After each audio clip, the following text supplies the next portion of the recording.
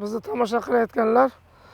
Biz mana Bekobod tumani Nazarboy mahallasidamiz. Bugun 2025-yil 15-oktyabr sanasida turibmiz. Bu yerda biz mana Syngenta firmasining 75 kunlik Ribol, keyin undan keyin turibdi Riva qizil karamlari haqida ozroq tushuncha bermoqchimiz. Mana Ribol bu yerda bu Bekobod tumani Nazarboy mahallasida ham juda yaxshi bo'lgan. Men o'zim Surxondaryo viloyati Angor tumanida turaman. Men ham ekkanman buni. Men buni bahorga ekkanman, podplenka yo'nalishida qilib ekkanman. Bahorda mart oylarida chiqadigan qilib juda yaxshi effekt bergan. 2 kilogacha hosilga kirgan, yumaloqligi, yumshoqligi, erta pisharligi, rangining to'qligi juda yaxshi duraga hisoblanadi. O'sha Ribol qizil karami, Syngenta firmasining Ribol qizil karami.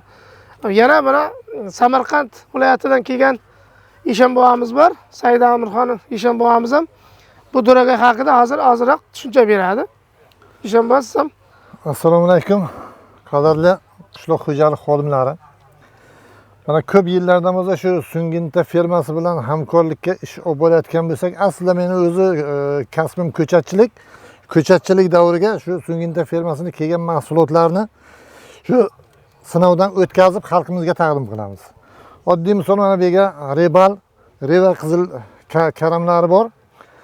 Ribol bu ertachiga moslashtirilgan. 2017-yildan beri ekib kelamiz. Riva kuzgi mavsumiga moslashtirilgan. Ribol 65 kundan 70 kungacha pishib yetiladi. Riva sorti kechki mavsumga 75 kundan 80 kunga pishib yetiladi. Shunday ya. Qavatlari juda zich, ta'mi juda ajoyib. Xardor bopligi ham xardorlarda iste'moliga juda yaroqli, ta'mi juda ajoyib mahsulot. Xo'sh, men aytayotgan gaplar shu. Masalan, Samarqand viloyatiga ekkan bo'lsa agar, mana Bekobodga ham hech qanday kamchiligi yo'q, juda ajoyib mahsulot bo'lib yetishgan.